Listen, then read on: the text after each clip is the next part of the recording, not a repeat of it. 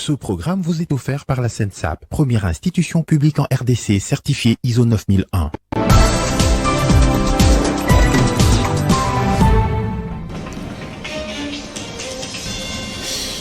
Nouvelle attaque ADF en territoire de Béni, précisément en chefferie de Bachou. Au moins 4 civils ont été tués et 4 autres blessés par arme blanche. Les victimes ont été attaquées dans leurs habitations tard dans la nuit de samedi. Et la task force de la présidence est sortie de son silence après les accusations à sa charge formulées par l'observation de dépenses publiques. La structure de coordination des actions contre la Covid-19 dément toute implication dans la surfacturation des produits de traitement. Et en sport, la 33e édition de la CAN s'est ouverte ce dimanche au Cameroun. Le pays organisateur était face au Burkina Faso. Score du match 2-1 en faveur des Lions indomptables. Le chanteur Fally Ipupa, le Congolais, a suscité plus d'enthousiasme lors de la cérémonie d'ouverture de la compétition. Bienvenue à vous tous et merci d'être avec nous sur Télé 50. Débutons ce journal par la sécurité. 4 civils ont été égorgés et 4 autres blessés par arme blanche lors d'une attaque attribuée aux rebelles ADF dans la soirée de samedi dans le village de Kalivouli en chefferie de Bachou au nord Kivu. La société civile locale citée par Actualité.cd rapporte que l'attaque a débuté à 21h heure locale. Les victimes ont été achevées dans leurs habitations. Dans la zone opèrent également plusieurs autres groupes armés dont les miliciens Mai Mai Mazemba, auteurs de plusieurs attaques contre l'armée cette semaine à Vuovi et Karuruma. Et la task force présidentielle dément être impliquée dans la surfacturation des produits pharmaceutiques tels que allégués dans le rapport de l'Observatoire de la dépense publique. Dans un point de presse, le coordonnateur de la task force Covid-19 de la présidence de la République, le docteur Roger Kamba, a précisé que cette structure ne dispose d'aucune prérogative ni d'un statut susceptible d'abuser ou d'influencer la gestion des fonds destinés à la lutte contre la Covid-19. La structure présidentielle a qualifié le rapport de l'ODEP de diffamation. Et après sa visite dans le Sankourou, le parti politique Union pour la réussite du Congo, URCO en sigle, seul allié de l'UDPS dans la province, s'est réjoui du passage du chef de l'État. Félix Antoine Tshisekedi avait eu un échange direct avec la population locale. Le périple du chef de l'État, Félix Antoine Tshisekedi, dans l'espace Grand Kasaï, connaît un engouement sans précédent à chacune de ses étapes.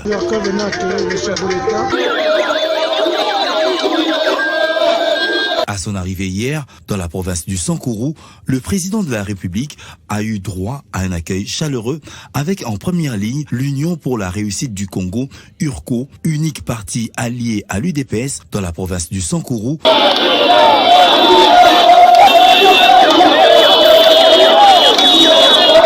Ils étaient là en masse, cadres et militants, pour témoigner leur attachement à Félix Tshisekedi, sur qui repose d'après eux l'élan du développement de leur province.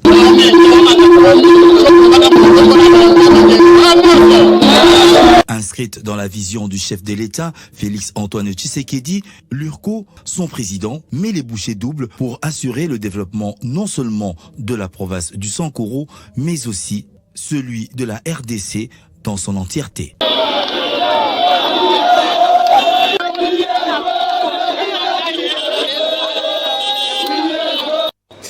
Et puis l'élection des gouverneurs de province s'annonce imminente. Trésor Mpumbu Mukadi a confirmé sa candidature au poste de gouverneur du Kasaï oriental.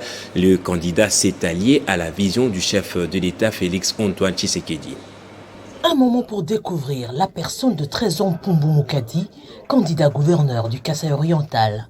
À l'horizon 2024, la province du Kasaï oriental avec nous sera une province prospère, attrayante, et c'est grâce à la participation active de toutes ses filles et fils. mais aussi comprendre sa vision et le sens de sa lutte pour répondre aux attentes des Kassaïens, selon la vision du chef de l'État, Félix-Antoine Tshisekedi Tshilombo. Nous allons nous battre pour matérialiser la vision de son Excellence, Monsieur le Président de la République, Félix-Antoine Tshisekedi Tshilombo. Mais quels moyens avez-vous qui puissent être à la taille de votre vision pour réussir votre mission? Je suis conscient qu'il s'agit d'une responsabilité et que rien n'est acquis d'avance. Mais laissez-moi vous dire aussi que j'y vais comme Gédéon, le vaillant héros. J'y vais avec la force que j'ai. Mpumbu Mukadi est aussi soutenu par plusieurs organisations de la jeunesse kassaïenne, entre autres Tufaulu Pamaja. C'est ce qui va nous permettre de gagner à tous les niveaux. Donc, nous n'avons pas d'autre choix que de soutenir. Au-delà, il y a projet, il y a lobby que tous famille, puisque nous sommes en train de nous constituer en une nouvelle force et en Mboka, une famille à génération Abisso, pour que Makambo change. Mais, Eza Malobali sous-souté, de combien de temps il y a action. Le moment qui clôture la soirée, c'est la récolte des fonds sur l'initiative des invités qui ont compris le niveau élevé de la vision et détermination du candidat Trésor Mpumbu Mukadi comme une façon de lui souhaiter bonne chance pour voir le Kasaï oriental se développer un jour grâce à un leadership innovateur et un sens du patriotisme du candidat.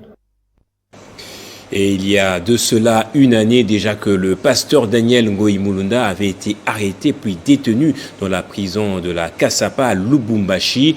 La FBC du docteur Néné Nkoulou Ilunga vient de délier sa langue pour réclamer la libération sans condition de l'ancien président de la CENI. C'est depuis le 26 janvier 2021 que le pasteur Daniel Ngoï Mulunda a été condamné à prison ferme pour une période de 3 ans. Ce samedi 8 janvier 2022, l'Alliance de force pour le bien-être de Congolais, parti cher au docteur Néné Ilunga Nkoulou et coordonné sur le plan national par l'apôtre Christian Nombi, est sorti de son silence afin de demander la libération sans condition de l'ex-président de la Commission électorale nationale indépendante. Nous voulons la libération du pasteur Ngoï Mulunda. Le pasteur Ngoï Mulunda, il a eu à se sacrifier pour la paix dans notre pays. Et l'homme de Dieu ne mérite pas le traitement que nous sommes en train de constater. Nous voulons aussi à ce que le pasteur Mulunda soit libéré. C'est un prisonnier politique. Ces propos de Delphin Kikanka, président fédéral de la FBC au Katanga, ont été soutenus par le pasteur Patrick Mulunda, conseiller de l'homme des dieux Daniel Ngoï. Et nous exigeons la liberté du pasteur Mulunda sans condition. Ayant reçu les cutus de l'autorité morale de la FBC, Delphin Kikanka invite donc tous les Congolais à s'associer à eux pour la marche de paix prévue le 16 janvier 2022 dans toutes les provinces du pays.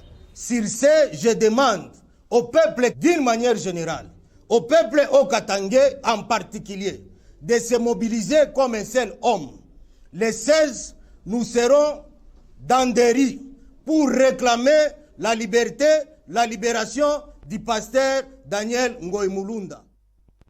Et puis, Monseigneur Bertin Moalé Soubi, évêque de l'église anglicane diocèse du Katanga, qui a bouclé sa mission pastorale à Kalemi, dans le Tanganyika, a loué les efforts consentis par le chef de l'État, Félix-Antoine Tshisekedi, dans le cadre du rétablissement de la paix dans cette partie du pays où son église vient à la rescousse des personnes nécessiteuses. L'église anglicane diocèse du Katanga est impliquée dans les œuvres sociales pour accompagner le gouvernement de la République démocratique du Congo dans l'encadrement de déplacés, ceux qui ont connu des guerres, des conflits qui ont eu ici dans le Tanganyika et qui se sont déplacés. Et à travers ces œuvres d'accompagnement, l'Église est en train d'appuyer sous, bien sûr, l'appui du programme alimentaire mondial qu'on appelle PAM, qui est ici à Kalemi. Il travaille en partenariat pour accompagner la population du Tanganyika. C'est dans le cadre d'accompagner le gouvernement provincial. En voyant comment est-ce que la province actuellement, il y a la paix, et aussi voir ce que le gouverneur d'intérim est en train de faire, nous pensons que l'Église aussi peut continuer à prier pour pour le gouverneur et aussi accompagner le gouverneur dans les œuvres sociales. Et cela aussi, c'est pour répondre à l'appel du chef de l'État. Il parle des œuvres sociales, il parle de la paix, il parle de la cohésion nationale, il parle de l'unité. Donc nous, en tant qu'Église, nous accompagnons ces œuvres sociales pour apporter la paix, apporter l'unité des enfants du Tanganyika et aussi que la cohésion provinciale soit là. Nous voulons voir les communautés vivre en paix, vivre ensemble dans l'harmonie afin d'accompagner notre pays. Et l'Alliance congolaise pour la justice et le développement de l'initiateur Le Feu, Michel Ilunga Kouvas, a désormais une équipe dirigeante depuis le samedi 8 décembre. C'est au cours du congrès extraordinaire organisé pendant 2 jours à Lubumbashi que les votes ont été effectués par consensus. C'est dans le souci d'honorer la mémoire de Feu, président et initiateur du parti politique Alliance congolaise pour la justice et le développement de l'honorable Michel Ilunga Kouvas, que les cadres venus de toutes les provinces de la RDC se sont réunis en congrès extraordinaire allant du 7 au 8 janvier 2022 à Rift Congo Hotel à Lubumbashi dans le Haut-Katanga. C'était dans l'objectif de procéder au remplacement de leur leader décédé l'année dernière. 3 membres du directoire politique national ont été choisis à cet effet par consensus. Après la passation du pouvoir par le comité intérimaire, la nouvelle équipe nationale de l'ACJD a été présentée devant les cadres, militants et quelques représentants des partis politiques, membres de l'Union sacrée pour la nation. La base de l'ACJD doit plutôt avoir plus d'espoir. Parce que le congrès d'aujourd'hui, c'est un congrès qui a été organisé pour recréer l'espoir. En tant que disciples de Kouvas, nous allons continuer, avec son bâton de pèlerin, essayer d'amener ce parti là où il aura voulu que le parti aille. Ainsi, ces assises ont été sanctionnées par une déclaration politique d'engagement de l'ACJD pour le soutien du régime Félix Antoine Tshisekedi Tshilombo. Réaffirme son appartenance à l'Union sacrée pour la nation et confirme l'accompagnement aux actions et à la vision du chef de l'État. Que vive l'ACJD, que vive la République démocratique du Congo. Je vous remercie. Et en sport, c'était le jour J pour le coup d'envoi de la 33e édition de la CAN. Le Cameroun et le Burkina Faso ont ouvert le bal au stade Paul Biya d'Olembe. Les Lions indomptables, quintuples vainqueurs de la compétition, ont renversé les étalons du Burkina Faso qui espéraient inscrire leur nom pour la première fois au palmarès de la compétition. Le tournoi se joue sans la RDC. Et au pays, parlons du Daring Club Motema Pembe, l'heure est à l'unité. L'administrateur Aïe Ida Mbuito appelle au soutien tous azimuts et au retour au bon sens des supporters, se réunissant dans la grande commission des supporters après avoir écouté le message du doyen Jonas Mukamba. Ici, c'est la grande commission des supporters du Daring Club Motema Pembe qui s'est réunie. Après avoir participé à la réunion du conseil d'administration avec le doyen Mukamba, l'heure est à la restitution. Message particulièrement fondateur à Tinina, mon supporters, ils allaient que tous en a bien commun, le Daring Club Motema Pembe. Papa Jonas Salobi a commis à 91 ans. Comprenez que 91 ans, ils allaient à Joyo Moutou, a commis candidat à tout moment, à Rotika Biso, à Rosana Biso, mais il ne veut pas partir, laisser l'équipe Naïta ou Ezalelo. Nanda Kunyoso, Baswanak, Matate Zangarate. Nous sommes un grand club. Un grand club, c'est aussi surmonter nos problèmes. Pour Aïe Idambuito, le club appartient aux supporters et il est temps de revenir aux côtés d'Imana pour porter le club vers des victoires. Le président a démissionné, mais Azala pour n'a pas assumé l'affaire courante.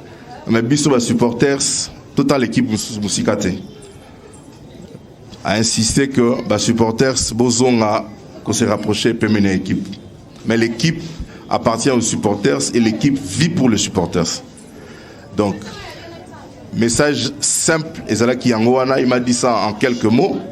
Naïb Sabino, il y avait une autre réunion à conseil d'administration. Oyo, tu as acté les lots, retour, il y a président, il y a comité de direction, pour assumer l'affaire courante. Mais le conseil veut que l'affaire courante, Oyo, est dans l'unité du Dering.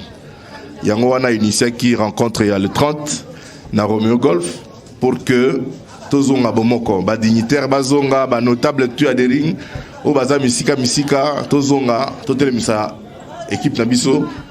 Le conseil d'administration qui a acté la démission de Didier Chimanga soutient qu'il assume les affaires courantes et fasse régner l'unité et la paix dans ce grand club de la capitale.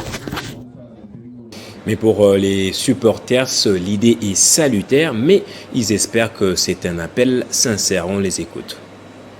Toyambi yango soki uti penza na motema ege bota misala toza prêt à kozonga kokumisa équipe ko soutenir yango po tozwa ba résultat mais soki eza Dering moko oyo basengi tozonga sima buzo bezala quand même tokolinga te tozala esika buzo beza po tango makambo ekomaka ya mabe ezaka penda pasi na moto a mi protéger. Donc je souhaiterais que cet appel à l'unité soit un appel sincère oyo ko permettre que ba imanie nyonso sans exclusion base à l'autour de l'équipe Nabango pour trouver n'engeni à tirer ba dividende lobby.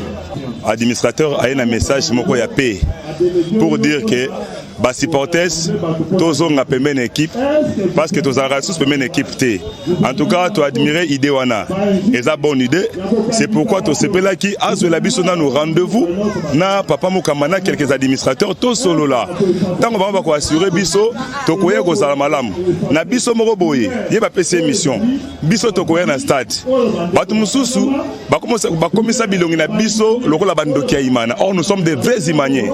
Des vrais imaniens, tous on a besoin de bon résultat dans notre équipe Nabiso. Imana lelo zo bangi salisu souté. Donc on a besoin tozong imane zonga na ranango. Donc tous on a senga kozonga pemene équipe.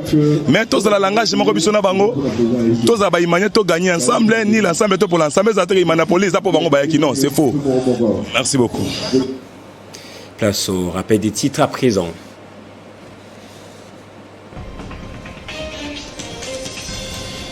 Nouvelle attaque ADF en territoire de Béni, précisément en chefferie de Bachou. Au moins 4 civils ont été tués et 4 autres blessés par arme blanche.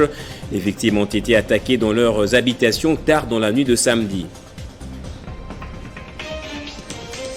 Et la task force de la présidence est sortie de son silence après les accusations à sa charge formulées par l'Observatoire de la dépense publique. La structure de coordination des actions contre la Covid-19 dément toute implication dans la surfacturation des produits de traitement. Et en sport, la 33e édition de la CAN s'est ouverte ce dimanche au Cameroun. Le pays organisateur était face au Burkina Faso. Score du match 2-1 en faveur des Lions indomptables. Et c'est par ici que prend fin ce journal. Merci infiniment de l'avoir suivi. L'actualité reste en continu sur votre chaîne.